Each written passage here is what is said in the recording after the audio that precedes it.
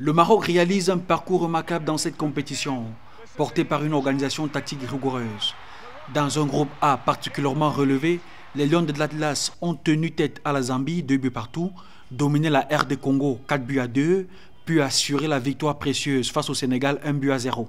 En phase à élimination directe, elles ont confirmé leur régularité en écartant le Mali en quart de finale 3 buts à 1, avant de s'imposer au bout du suspense contre le Ghana 1 but partout, victoire au tir au but. Structurée autour de la gardienne Khadija Emrichi et la capitaine Gislan Chebak, la sélection marocaine impressionne par son sang-froid et sa discipline.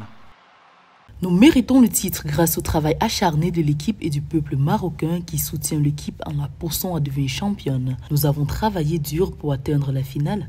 Je pense à l'équipe nigériane que nous affronterons en finale. Je pense qu'elle et toute l'équipe ont travaillé dur pour y arriver. De son côté, le Nigeria a déroulé son jeu avec une efficacité redoutable dès la phase de groupe. Les Super Falcons ont facilement disposé de la Tunisie, 3 buts à 0, et du Botswana, 1 but à 0, avant de conclure sur un nul sans enjeu face à l'Algérie, 0 but partout.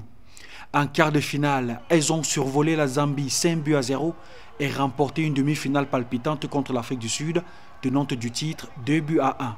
Portée par une défense hermétique et un jeu direct parfaitement huilé, la formation nigériane affiche une sérénité impressionnante et une maîtrise tactique qui en font une prétendante sérieuse au sacre. À propos de ce tournoi en particulier, vous connaissez la rivalité qui existe entre nous. Il y a une rivalité rude dans ce tournoi. Nous n'avons jamais rien pris pour acquis. Ce que nous avons réalisé relève du passé. Ce qui est important, c'est ce qui reste à arriver. Nous sommes tout à fait prêts pour cela.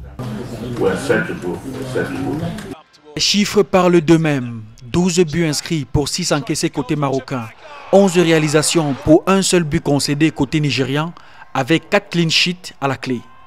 Si le Maroc séduit par son jeu collectif et ses transitions défensives rapides, il faudra corriger certaines failles défensives. Le Nigeria, quant à lui, impressionne par son équilibre et sa rigueur dans les deux surfaces.